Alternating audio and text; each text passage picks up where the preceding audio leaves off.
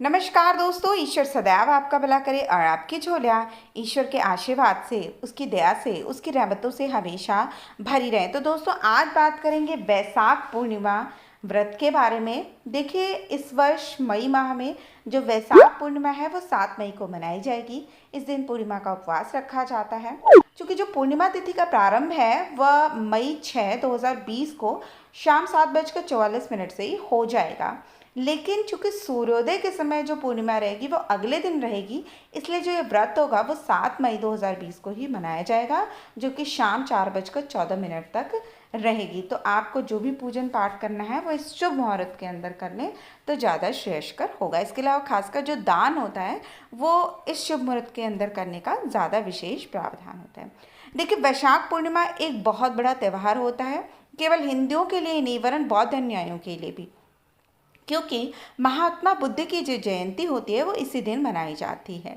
इसके अलावा हिंदुओं के लिए भी महत्वपूर्ण है, क्योंकि महात्मा बुद्ध को भगवान विष्णु का नवा अवतार भी माना गया है। इसके अलावा वैशाख पूर्णिमा पर सत्य विनायक व्रत रखने का भी प्रावधान है। मान्यता है कि जो भी सत्य विनायक व्रत इस दिन रखता है उससे उसकी सारी दरिद्रता दूर हो जाती है। माना जाता है कि भगवान श्री कृष्ण ने अपने दोस्त सुदामा को इस व्रत का विधान बताया था, जिसकी वजह से उनकी गरीबी दूर हुई। इसके अलावा वैशाख पूर्णिमा को धर्मराज की पूजा करने का भी विधान है। मान्यता है कि धर्मराज सत्य विनायक व्रत से प्रसन्न होते हैं और इस व्रत को विधि पूर्वक करने से जो व्रती व्यक्ति होता है उसको अकाल मृत्यु का भय नहीं रहता है, ऐसी मान्यता मानी जाती है।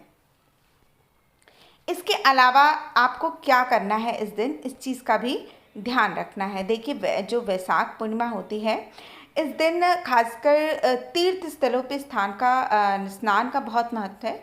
लेकिन चूंकि इसमें लॉकडाउन है तो इस समय कोई कहीं नहीं जा सकता, तो आप अपने घर के नहाने के जो आपका जल है आप उसमें थोड़ा सा गंगा जल डालें और उसके बाद माता गंगा का स्मरण करते हुए और सभी अपने देवी देवताओं का स्मरण करते हुए उस जल से स्नान करें। इसके अलावा इस दिन जो सबसे महत्वपूर्ण होता है कि आप जल से भरे हुए किसी घड़े का और कुछ खाने के सामान का, खासकर पके अनाज का अर्थात पूड़ियों इत्यादि का दान किसी ज़रूरतमंद व्यक्ति को करें तो ये बहुत ही ज़्यादा उत्तम फल देने वाला होता है।